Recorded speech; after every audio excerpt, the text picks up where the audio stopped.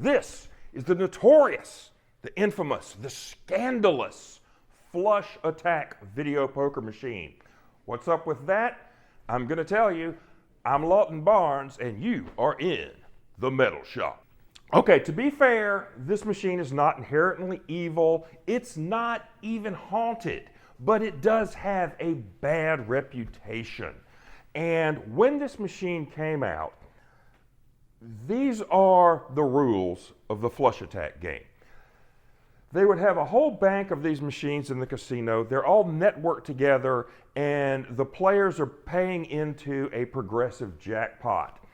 And after a certain number of flushes got hit, the machines would all signal, "Flush attack!" And when that happened, the next person who scored a flush would win the progressive jackpot. Now, the locals in Las Vegas, who are a little more savvy to the game than the tourists were, they saw an exploitable flaw in this gameplay. And what they would do is they would play the machine up until the point where they drew a flush or 4 cards to a flush. And then they would just sit there and wait. They would read a book if it took that long.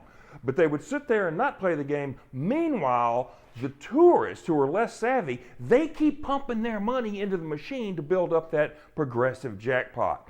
And as soon as the machine signaled flush attack, then the locals would, bam, hit the deal draw button, and they would snatch that jackpot out from underneath the tourists who had been building up the pot. Okay, in casino parlance, this type of player is called a vulture. And once that the casinos figured out that these vultures were engaging in unsportsmanlike conduct, well, that was the end of flush attack.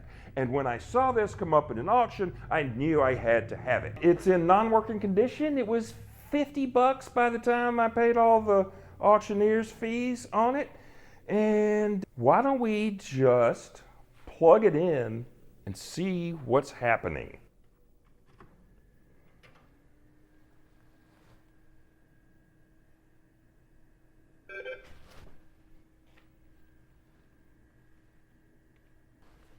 Something happened. We got a flashing candle. It made some sounds.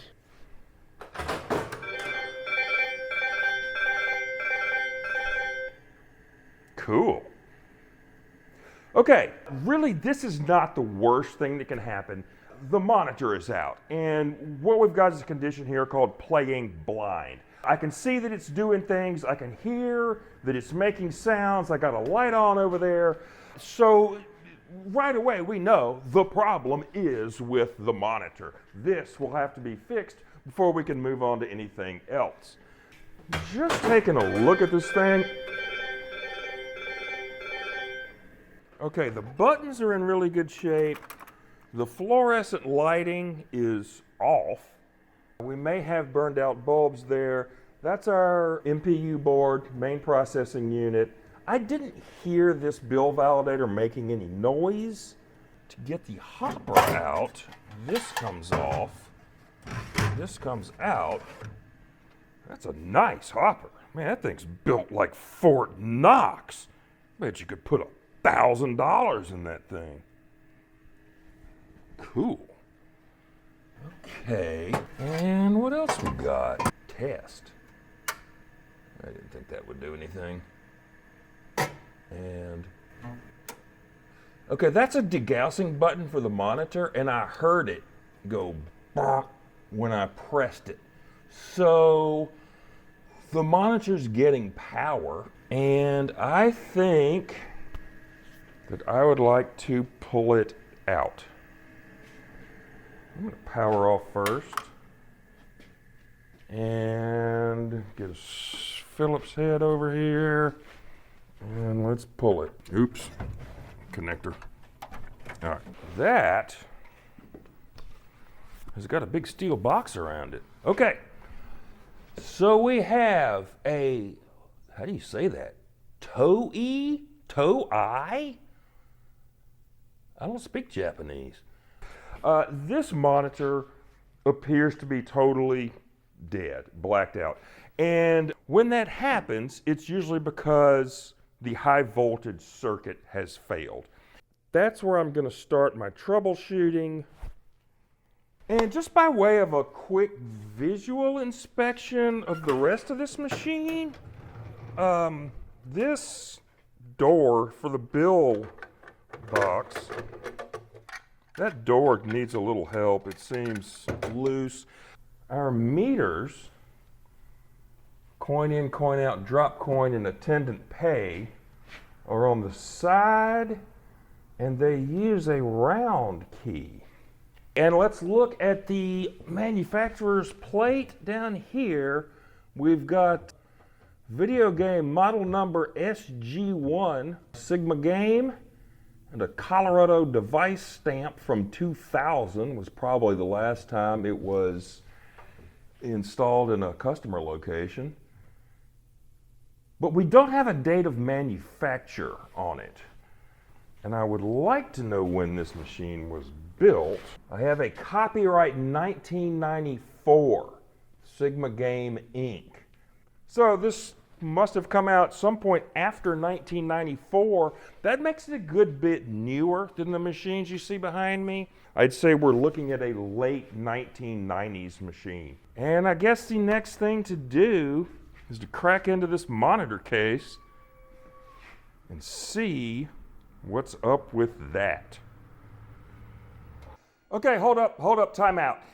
It has been so long since I started filming this video that all of my hair has fallen out.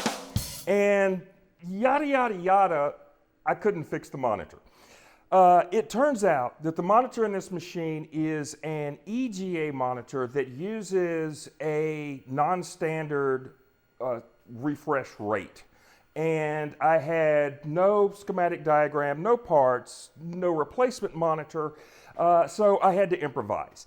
And what I did come up with is I had an old Ceronics LED monitor that I got it off of Craigslist from some pothead who said that he found it in a dumpster.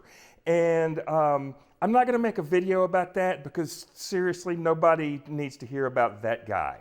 But we do have a working monitor in the machine. Unfortunately, the picture sucks. The monitor is dim, it's yellowish, and it has weird stripes in it. And actually, that was the best I could do.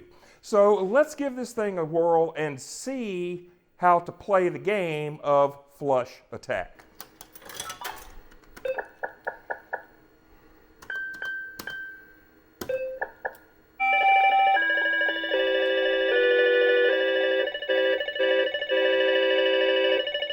Ladies and gentlemen, you just saw it right here in the metal shop. The very first royal flush of my entire life.